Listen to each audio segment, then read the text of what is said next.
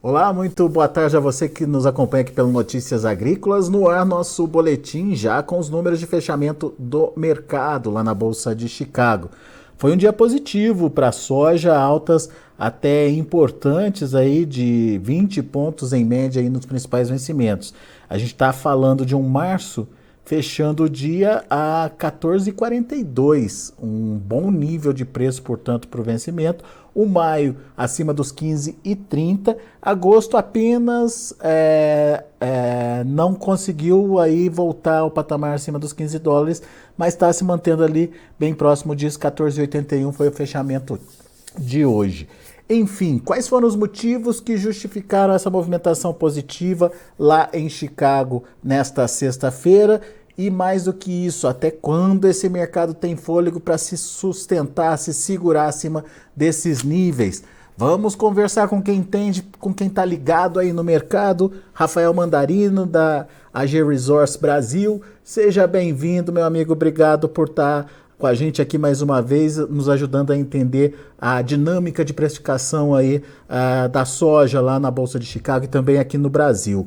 E eu começo te perguntando dessa animação em Chicago hoje, o que tem justificado essa alta de 20 pontos aí nos principais vencimentos. Rafael, seja bem-vindo. Boa tarde, meu amigo. Mais uma vez, muito obrigado pelo convite. É sempre uma honra estar aqui com vocês, sempre um prazer estar compartilhando com vocês a nossa inteligência aqui. Então, na verdade, eu não chamo nem de animação, né? Eu chamo de temor, né? Então, eu acho que a gente tem tanto milho, soja, trigo puxando, em função de cobertura de fundo de investimento, principalmente em função do receio em relação ao clima argentino, receio em relação a essas novas, vamos chamar de ataques, agressões russas, né, contra a Ucrânia. E ao mesmo tempo a gente tem aí, né, também para estar colocando nessa conta, né, um avanço da colheita aqui no Brasil. O MEI acabou de trazer aí um avanço chegando com a colheita no Mato Grosso a 44,10, onde a média dos últimos 5 anos estaria próxima aí dos 44,56, ou seja, chegando muito próximo dessa média, uma aceleração bastante expressiva para a semana, né, o que traz um certo alívio, né, diante daquele receio que a gente tinha muito forte, bastante expressivo em relação ao atraso que existia. Safrinha ainda um pouco abaixo da média, mas avançou para 34,09%, algo que a gente considera também como positivo, e talvez na semana que vem, em função dessa soja ter acelerado, a gente também tem um avanço mais expressivo aí nesse plantio de safrinha como um todo, né? Então, eu acho que Essa. é a soma. Pode falar. Não, eu ia perguntar, essa seca na Argentina tem trazido uma certa preocupação no fornecimento de farelo no mercado, né, Rafael? Também. Eu acho que os fundos eles estão, né, num posicionamento recorde, ou talvez próximo no recorde, né, em comprados no farelo, né, e também estão adicionando posições em relação à soja e milho, né, lembrando que a gente teve alguns números importantes aí de diminuição de produção de soja, né, na Argentina, tivemos aí alguns ajustes em relação aos estoques de milho na Ucrânia, né, o mundo como um todo perde estoque, né, final de milho, perde estoque de soja, então isso traz um certo ajuste, né, e eu acho que depois do Goldman, né, as semanas anteriores terem falado positivamente em relação a commodities, a gente teve algumas liquidações para trás, mas de novo volta para o radar, pelo menos num curto prazo, né, a gente vê aí algumas posições um tanto quanto compradas, aproveitando e trazendo também força, né, nas médias, e fazendo com que a gente veja um pouco de suporte nesse Chicago, mesmo diante dessa safra recorde aqui no Brasil, que a gente vai estar entregando, principalmente agora acelerando a partir de 15 de fevereiro, meados de 15, 20, final de março aí, chegando com uma quantidade bastante expressiva de soja para esse mercado. Pois é, mas daí você vê isso como um ponto negativo para os preços lá em Chicago? A gente vê como negativo, sim. A gente já vinha comentando, né, de que a safra por aqui sofreu ajustes positivos. Conab confirma. Você vê o IMEA trouxe um número bem em linha com o que a gente viu para o estado do Mato Grosso. Conab foi até além, já botou acima esse estado do Mato Grosso, acima de 43 milhões de toneladas. E a gente entende que talvez esses ajustes, né, de vários estados, onde as produtividades vêm positivas. Eu sei que pontualmente você, ouvinte, tem aí relatos, né, algum produtor, alguém especificamente que veio para baixo, mas na média, né, a gente vê aí, pelo menos no Centro-Oeste como um todo, números bastante otimistas, né? Então, Esses ajustes podem, né, compensar esses 18,9, talvez 18 milhões de toneladas no Rio Grande do Sul, né? Lembrando que tem chuvas esse final de semana previstas, né? A gente tem chuvas aí no horizonte de uma semana, que a soja acaba sendo, né, considerada como capaz de se recuperar ou se estabilizar, pelo menos, né? Então, muito tem a acontecer pela frente, né? Eu acho que chamam a atenção de que 40% da área de milho da Argentina foi plantada em janeiro, onde choveu 120 milímetros em média. É um milho, uma área bastante expressiva. Chama a atenção de que também teve muita área de soja plantada. Ao mesmo tempo, áreas que já tinham sido plantadas foram beneficiadas, né, e melhoraram suas condições. E vai depender muito dessa continuidade, né, das próximas semanas, os próximos 30 dias, vamos falar assim, para essa estabilização desse número e a confirmação desse número argentino, para a gente conseguir realmente deixar de ter alguns rumores de curto prazo altistas aí para o processo. Agora, obviamente que se não tiver chuva, se tiver mais quebra, a gente pode ter novas oportunidades para frente. Agora, lembrando que os outros componentes não têm ajudado, não têm trabalhado tão a favor aí das diferentes praças aqui no Brasil. Apesar de que o dólar deu uma certa recuperada daquele susto que ele deu abaixo dos 5, né, recentemente, mas hoje foi um dia de baixa, né, então não ajudando. Já já a gente vai falar aqui do mercado interno, mas antes disso eu queria entender esse seu raciocínio. Chegada da safra brasileira, mais uma estabilização da safra argentina, esses dois fatores juntos podem romper esse nível de sustentação que a soja encontrou aí nas últimas semanas dos 15 dólares, Rafael? Ao nosso ver, sim. Ah, é?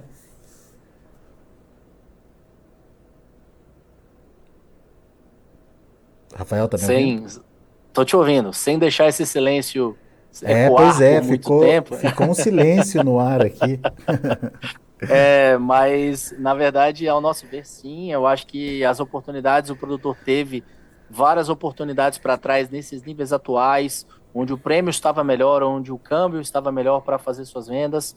Ele está tendo um Chicago positivo, mas a ideia é que talvez também por a gente ter tido, né, uma compra aí no Golfo Americano também de soja, isso fez com que tivesse um pouco mais de suporte. Chegando a esses níveis agora, a China acabou comprando, a gente entende que a China talvez esteja comprando os Estados Unidos agora para recompor reserva, né, isso também trouxe um pouco de burbúrio para o mercado, e talvez trouxe um pouco mais de aceleração. Mas eu entendo que a bola da vez é Brasil, bola da vez é América do Sul, bola da vez é essa definição que vai acontecer agora para a Argentina, Brasil, somado o quanto de soja a gente vai inundar esse mercado. E o Brasil está bastante promissor. Inevitavelmente sai demanda dos Estados Unidos e se foca aqui na América do Sul. Exato. Isso pesa Chicago e, portanto, você faz esse alerta sobre a possibilidade de perda dos 15 dólares por bushel. Eu acho que o produtor que está lento em vendas e não está entendendo que o fundamento como um todo do quadro de oferta e demanda mundial, e lembrando que a gente também começa aí com uma projeção de um março, já nosso meteorologista vem batendo na tecla conosco de que temos um El Niño, mesmo que enfraquecido começando, a gente tem aí os modelos apresentando uma probabilidade maior desse El Niño, e El Niño é favorável para os Estados Unidos. Eu acho que soma nessa conta também, mundialmente falando, como você coloca, eu não tenho back-to-back, pelo menos ano contra ano, desculpa, safras na União Europeia, onde eu vejo uma perda substancial de produção, né? Ou seja, eu não tenho, o ano passado a gente perdeu, pelo menos no histórico, nos últimos 20 anos, eu não tenho safra contra safra tendo uma perda tão significativa, né? Então, a gente deve ter uma União Europeia positiva, pensando em 23, 24, tenho uma projeção otimista em relação à produção americana, tanto de soja quanto de milho, né? E por mais que haja um questionamento de quanto de Ucrânia e de Rússia, como a União Europeia recuperando os patamares de produção e a gente tendo os Estados Unidos produzindo bem com essa nossa safra por aqui, eu lembro que alguns meses atrás, né, semestre talvez atrás, a gente comentava no meio de 2022 aí, que a gente tinha passado bem próximo de uma possível crise alimentar mundial e eu precisava de 2 a 3 safras para começar a mudar esse cenário. E essa é a primeira, próxima safra americana é a segunda, né? Então, a gente está bem na janela de definição e ajuste disso. E o Brasil vem confirmando, né, o seu protagonismo, vem confirmando a sua fatia de participação nessa recuperação de oferta. Muito bem. Agora, óbvio que a minha função aqui é tentar antecipar alguns cenários possíveis aí. Logo, o mercado vai começar a especular o plantio da safra americana, o que de fato vem de soja, o que de fato vem de milho, sendo esperado lá nos Estados Unidos. E algumas análises, Rafael, já vem mostrando a possibilidade de que o milho, que é o queridinho do produtor americano, possa ganhar espaço em detrimento da soja por conta de um custo de produção mais barato. Os nitrogenados estão bem mais baratos do que em comparação com o ano passado e que isso poderia dar alguma invertida na decisão dele de plantio. O que vocês aí da AG Resources têm ouvido nesse sentido? Faz sentido essa análise? Vai ser difícil ter essa mudança? Enfim, o que pode acontecer antecipando um pouquinho aí as expectativas sobre o plantio lá nos Estados Unidos? Faz sentido sim, a gente também tem trabalhado com uma recuperação diária de milho. Sim, na perspectiva do custo um pouco melhor do que o que a gente teve na última safra, né, e o produtor também não tão incentivado com a precificação de soja que se projeta, por exemplo, olhando para um novembro lá na Bolsa de Chicago, trabalhando aí na casa abaixo dos 14, né, 13,80, 13,79, ou seja, não favorecendo tanto quanto a gente teve um favorecimento em relação à safra passada. Então a gente está trabalhando sim com uma possível queda da área de algodão por lá, um incremento de área de milho e talvez uma estabilização, uma leve queda em relação a essa área de soja, mas com anos de El Niño, com um aumento de produtividade, isso pode ser compensado, fazendo com que a gente tenha uma boa produção de ambas as commodities por lá. Agora, eu entendo que a gente vai ter essa definição basicamente ali meados de final de março, né? Ainda é cedo, né, Rafael? Não é que é cedo, eu chamo o alerta ao produtor que aqui, tipicamente, ele está colhendo, ele para de olhar o mercado.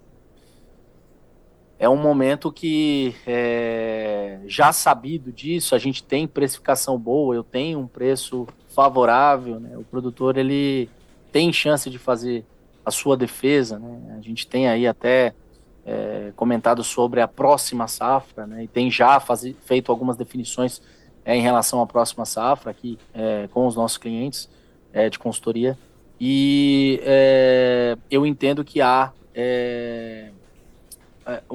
um risco, né, desse produtor estar esperando essa definição para assumir, né, o seu posicionamento, ou fazer hedge, ou tomar algumas estratégias. Existem várias, são inúmeras, né, e eu acho que o produtor ele precisa cada vez mais estudar esse mercado, né? Não são anos eternos de bonança, não são anos eternos de preços maravilhosos, e eu acho que vai deixar um tempo longevo para a gente ver aquela soja guará, tanto se falava, né? Então, pois é. Agora realmente a gente está ainda num sentimento baixista.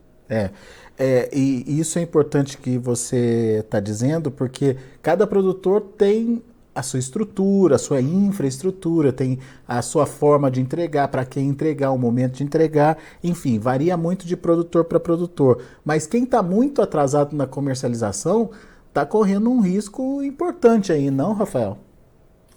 Eu acho que não é nem só isso, né? Ele vai ter que acelerar junto com outros produtores que podem estar um pouco melhor comercializados que ele, mas precisam também fechar conta. Está chegando conta 30 do 3, está chegando conta 30 do 4, ele precisa estar capitalizado nesse momento, ele precisa pagar o banco, ele precisa pagar fornecedor, né, e passar a régua e, obviamente, também já fazer investimentos em relação ao safrinha, né? Então, quem está pouco comercializado, liga pra gente, pelo amor de Deus.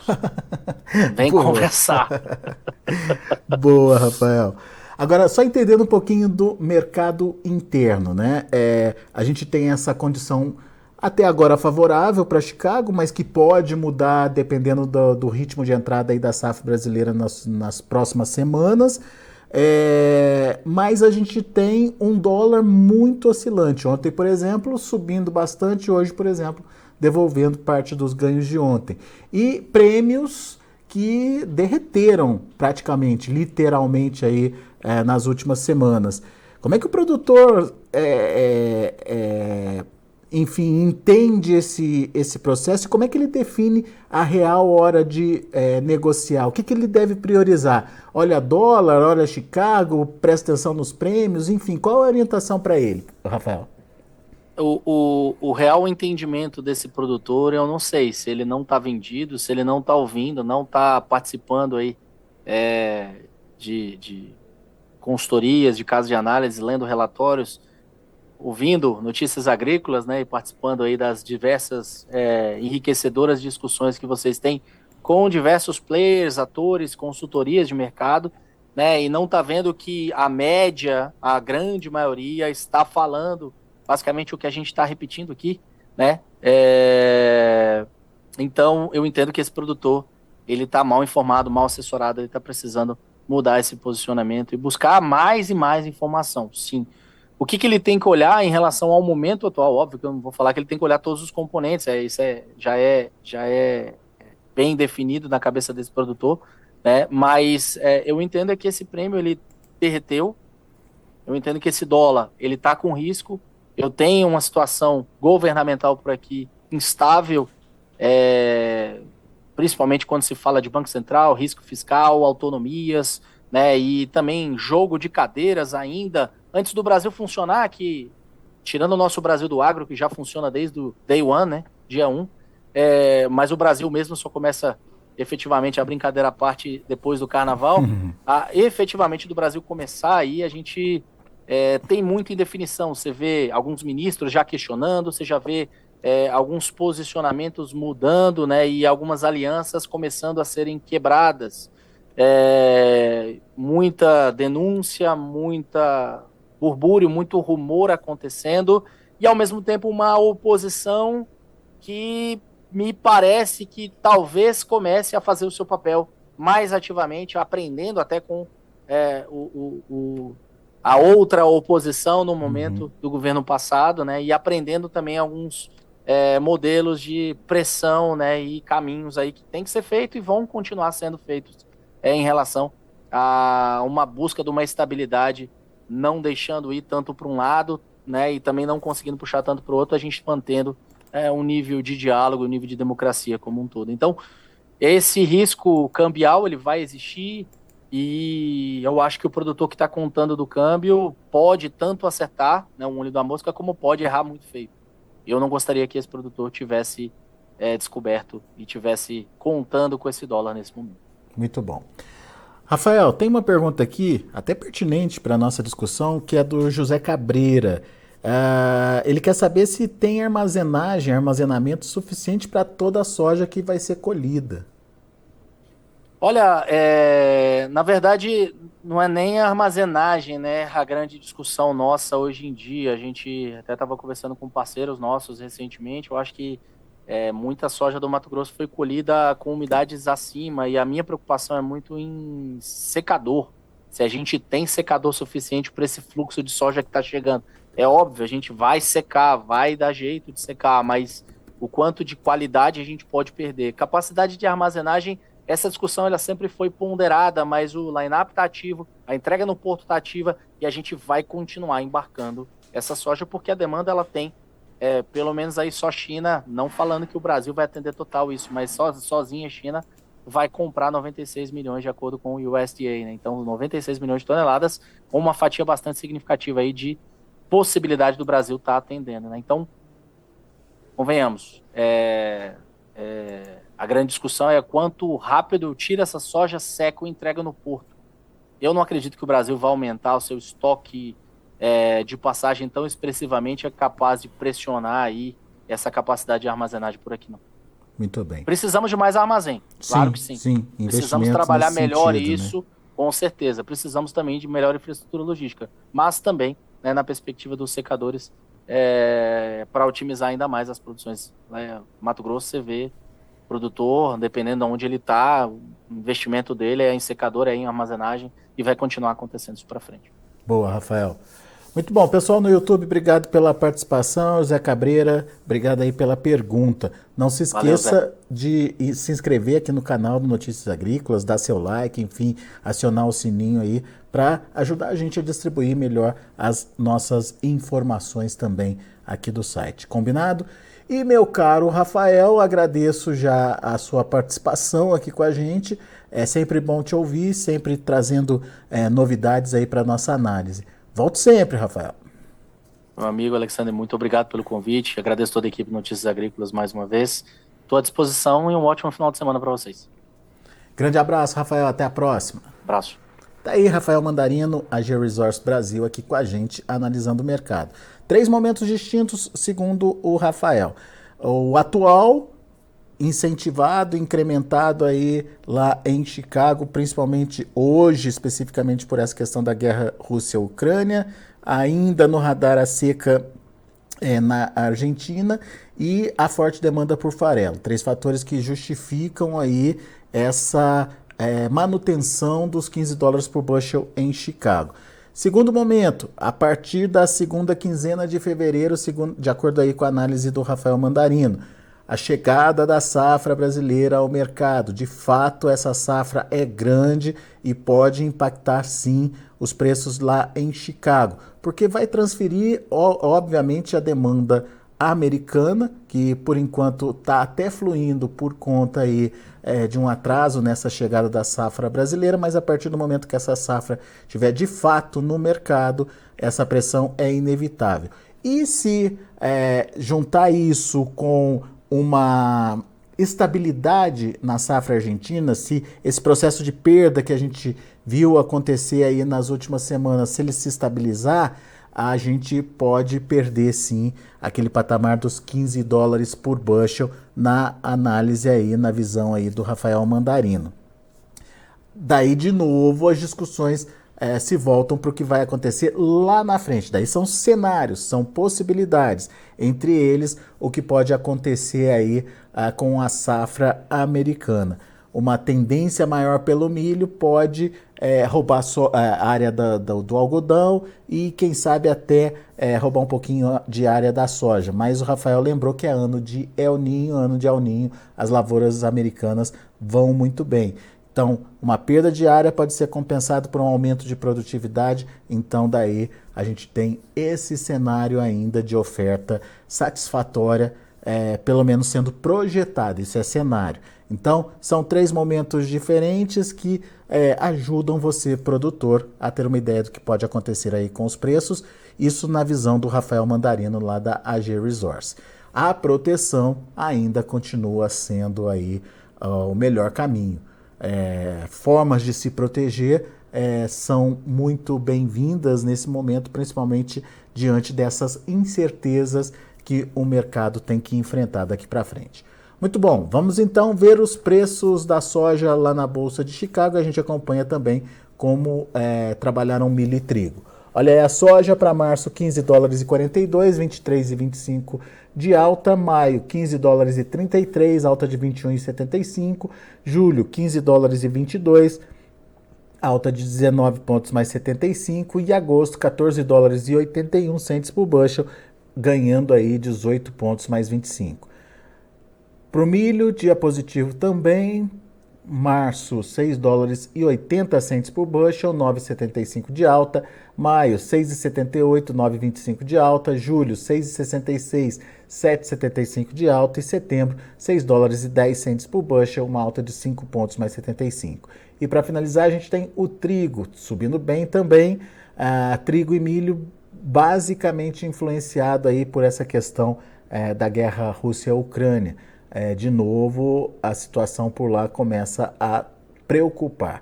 O março, 7,86, quase 29 de alta. O maio, 7,95, 27 pontos mais 75 de alta. O julho, 7,99, 25 pontos mais 75 de elevação. E o setembro, 8 dólares e 6 centes por bushel, 24 pontos de alta. São os números já de finalização do mercado lá na Bolsa de Chicago. A gente fica por aqui, agradeço a sua atenção, a sua audiência e daqui a pouco tem mais informações e outros destaques para você aqui no Notícias Agrícolas.